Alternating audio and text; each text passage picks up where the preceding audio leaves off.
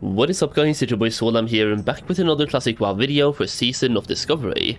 Now today we have a lot of hotfixes coming in for a lot of classes that make you better. We have a lot of actual buffs to a bunch of classes making certain specs way better, both for single target gameplay, PvP and PvE.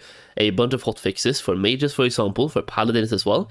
Not that I think paladins needed any big buffs, but hey, they still got them. So let's take a look at these class changes that are coming today. This is coming on the weekly maintenance, so that should be today if you're playing North America and tomorrow if you're playing on EU. Here we go. Class tuning incoming December 19th, Season of Discovery. Blizzard has announced a series of class changes and adjustments coming to Season of Discovery, adjusting Mage, Paladin, Rogue and Shaman. These changes will go live beginning on December 19 as weekly maintenance is completed on all regional realms. We are making the following tuning adjustments with weekly scheduled maintenance in each region. For Mage, Living Flame now benefits from and consumes Arcane Blast. So if you're playing Arcane in raids, for example, you can now use Living Flame and deal a bunch more damage from it at the same time.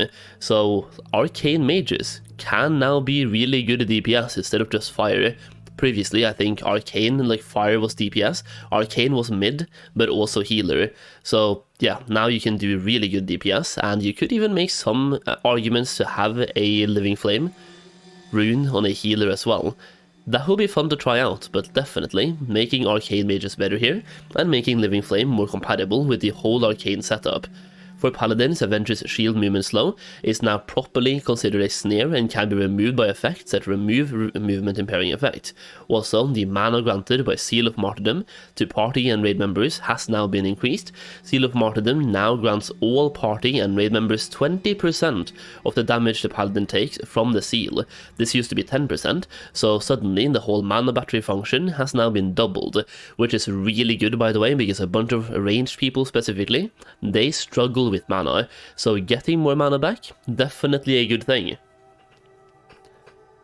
For Rogue, Blade Dance has been updated to grant 10% parry at all ranks, rather than increasing parry chance per combo point. The only effect of more combo points is now the increased duration. So if you want to have parry from the start, you can use one combo point, still get 10% parry, but you will only have it for a short duration, and then you can have that parry uptime and get more combo points to get a longer parry uptime. I think that's a fantastic change, and I mean, we've been having rogue tanks in the guild and they're performing really well. I don't think they needed this, but still, super nice to have. For Shamans, the mana granted by Shamanistic Rage to party and raid members has also been increased, and Shamanistic Rage now grants party and raid members 20% of the mana gained by the Shaman. This used to be 10%, so the whole mana battery function of both Shamans and Paladins have been increased, like at the same rate, being doubled. I think that's great. Not just giving it to Paladins, giving it to Shamans as well, and vice versa. Just making sure everyone has a little bit more mana in the raid, that's absolutely great. Once again, because casters do go out of mana, which is why warlocks are doing really well, because we can life tap, and some other classes they actually go out of mana. In addition to that, there's one profession change as well that I want to go over really quick. Tailors may now learn and craft Invoker's Cord and Invoker's Mantle. Both grant additional spell power and healing. These recipes can be purchased from Borea in Orgrimmar and Elena in Darnassus, once again coming after the weekly maintenance. I went to this vendor today and I saw 5 people camping the vendor, so either they saw this and didn't know it was coming after the maintenance, or they just camped something else. But 5 people were camping this vendor. I'm guessing this is going to be on a limited supply. That could be very interesting, coming Wednesday, aka tomorrow. So if the recipe is on a limited supply, then you can make a lot of gold, especially if those items are BOE. So keep that in mind. If you're here for gold making and not just upcoming class changes, that can be absolutely insane. But you will have to get up early and snipe those items, or just be there when they get restocked basically. Items from the vendor tend to get restocked roughly once every hour. It just depends a little bit on the actual vendor and the item. So they get restocked every now and then, and if they're limited, that means you have to be fast, and you have to be like, yeah, click fast basically. And if you can't get it from the vendor, there could be an option to buy it from the auction house and then learn the recipe and craft the items for profit. You just have to look at the price of the actual recipe and then compare that to the profit you make by crafting the item and selling the item. That being said, if the items are BOP, then that whole situation is kind of pointless. Either way, kind of a gold making option right there as well, coming on the maintenance. In addition to that, there's been one blue post that we haven't covered on this channel, so just for the purpose of giving you all the information out there, we're going to read through this one as well. This one is from 4 days ago, so December 14th, a couple of small changes, and some pretty big ones, once again, in line with the whole class tuning thing. Healing Rain will no longer interrupt the auto-attack swing timer of the casting shaman every time it heals. Living Flame will now cease to spread and deal damage if the mage caster no longer has the rune equipped. That was kind of a gimmicky gameplay anyway. Regeneration and Mass Regen will now properly consume Arcane Blast when they benefit from it, regardless of the mage's healing targets. Mage Temporal Beacon will now also heal based on damage done by arcane wands. So if you want to heal, you will heal way less, but if you want to heal without any mana requirements, you can have a wand with arcane damage.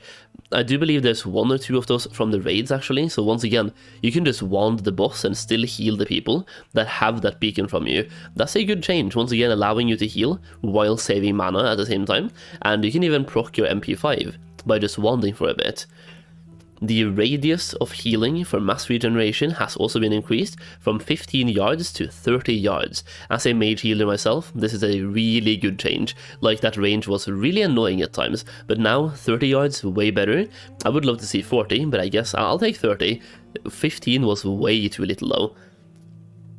Now for the Battle of Rationvale, I've been doing this quite a bit recently, and let's just say, it's been a roller coaster. It's gone from being good to being bad to being good again to being kind of bad again to being messed up. And even yesterday, I was in a battle where it bugged out. We killed all of the enemy's faction leaders, and we were supposed to kill the last boss. The last boss had spawned, but for some reason he was immune, didn't take any damage. And then after 5 seconds, it said that all the enemy leaders were alive again, like 3 out of 3, but nobody was there.